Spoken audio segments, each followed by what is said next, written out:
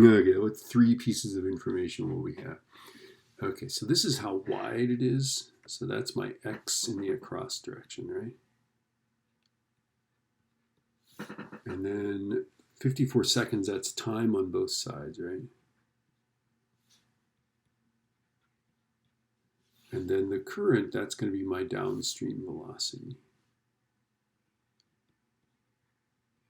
Notice we now know 2 things in both directions. We can solve them. I'm going to solve across, right? So velocity is going to be 257 over 54.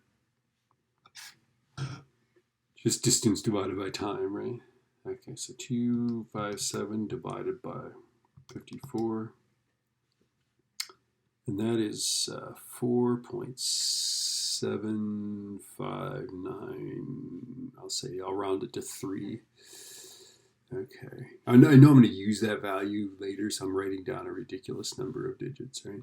And then this is just going to be x is vt, right? This is v is x over t is what I'm doing there, right?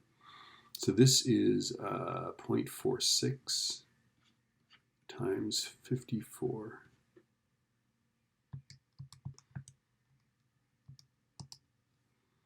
Okay, so let's see, that is 24.84. Okay, so what is the speed of the boat with respect to the water? That would be the across velocity, right? So I would say 4.76. Okay, so let's see, how far downstream will it be carried? About 24.8 meters. There we go. What is the velocity and angle magnitude notation? So I'm going to draw a picture of this vector, right? It's across, and that's 4.7593 across, right? And then downstream, not very much, right? 0.46. There's my vector. I'm going to find that angle. My magnitude, which is a velocity, right? It's going to be the square root of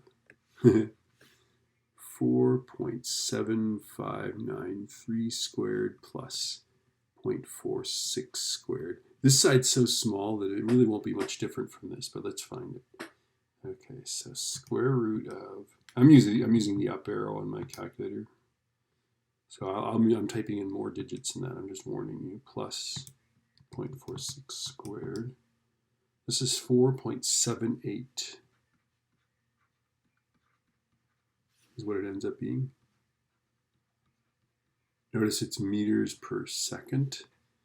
Okay. And then we're going to find that angle. And that angle is tan minus 1 of opposite over adjacent. Notice that this side's opposite, that side's adjacent. Right, so that is the tan minus 1 of 0.46 over 4.7593. Okay, so second tan of 0.46 divided by that guy. I'm using the up arrow on my calculator because I don't want to type that all in. And I'm getting 5.52 degrees. So that's 5.52 degrees. So as you label it, right, make sure you label this. This is the number and the units, right? Meters per second this is a velocity vector, right? And then you're going to label that angle and find what it is, okay? And then you're set.